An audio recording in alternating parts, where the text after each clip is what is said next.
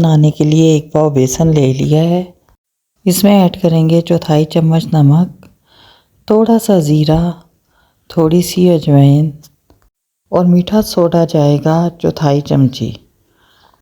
पानी हमने आधे गिलास से थोड़ा ज़्यादा लिया है। इससे हम ये बेसन मिक्स करेंगे, थोड़ा थोड़ा करके इस्तेमाल करेंगे, ज़्यादा हमने नहीं डालना क्योंकि बेसन को हमने पतला नहीं करना है, तो इसलिए ज़रूरत के मुताबिक डालेंगे। वैसे इसमें तकरीबन 190 ग्राम या 200 ग्राम से थोड़ा सा कम पानी इसके अंदर जाएगा। पहले इसको हाथ से अच्छी तरह मिक्स करेंगे, उसके बाद हम इसको एक ही सिम्स में अच्छा सा फेंटेंगे।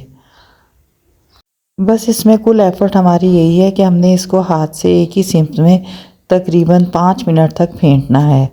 फेंटने से इसके टेक्सचर में फ़र्क आएगा और ये फूल के थोड़ा हल्का हो जाएगा। जो बाज़ार में बूंदी बनती है उसमें आधे से ज़्यादा बेसन रखा जाता है और थोड़ा हिस्सा मैदा या आटा मिला दिया जाता है। वो इकोनॉमिकली बजट में करने के लिए उसको इस तरीके से बनाते हैं। अगर आप चाहें तो आप ये भी इस्तेमाल कर सकते हैं, लेकिन खाली बेसन की बूंदी ज़्यादा मियारी होती है।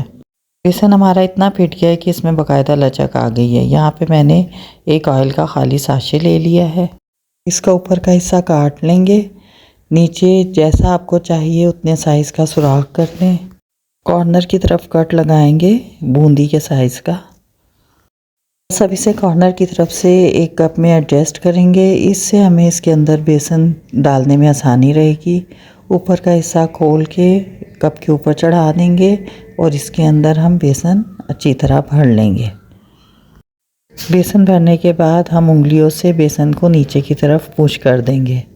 यहाँ एक कढ़ाई में ऑयल गरम कर लिया है, जैसा कि आप देख रहे हैं। इसके ऊपर मैंने एक डोरी बांध दी है। डोरी को टाइट रखना है। ऑयल गर्म हो जाए तो फ्लेम लो मीडियम कर दें और इसके बाद इस डोरी से इसको तेज़ तेज़ कट करें। एक जगह भी अगर ऑयल में गिरे तो फ़र्क नहीं पड़ता, चम्मच से हिलाने से ये सब अलग हो जाएंगी। इस तरह कोई अनाड़ी भी बड़ी आसानी के साथ परफेक्ट बूंदी की शेप बना सकता है। तो बस अब आपको टूल्स ख़रीदने की ज़रूरत नहीं है, बल्कि बाज़ार जैसी बूंदी आपने घर में ही बनानी है बग़ैर टूल्स के। सब इन बूंदियों को हल्का सा चम्मच लगाएंगे तो ये अलग अलग हो जाएंगी। इनको हल्की आंच पर तकरीबन 5 मिनट तक फ्राई करेंगे। ज़्यादा फ्राई नहीं करना है। 5-6 मिनट फ्राई करने के बाद हम इन्हें निकाल लेंगे, जबकि रंग अभी हल्का ही होगा। इन बूंदियों को निकाल लेंगे, ठंडा होने रखेंगे और हम सेकंड बैच बूंदी का डालेंगे फिर से कढ़ाई में। और इस तरीके से हम सारे बैटर की बूंदियाँ बारी बारी फ्राई करके निकाल लेंगे।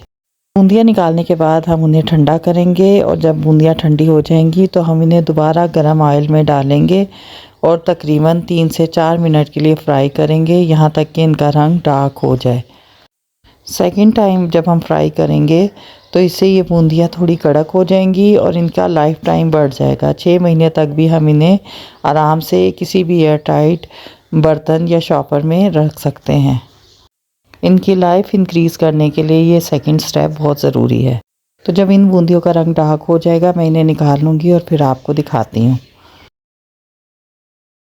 ये देखें, ये हमारी बेसन की बूंदी बिल्कुल बाज़ार की बूंदी जैसी तैयार है। कोई भी इसमें फ़र्क नहीं कर सकता। आप इनकी आवाज़ सुन सकते हैं, इस कदर खनकदार आवाज़ है। अब आपने इसको जब भी इस्तेमाल करना है तो तेज़ गर्म उबलते हुए पानी में डालें, चूल्हा बंद कर दें, ढक के इसको तकरीबन 15-20 मिनट या आधा घंटा रखें और उसके बाद हाथ से दबाकर पानी निकालें और इस्तेमाल करें।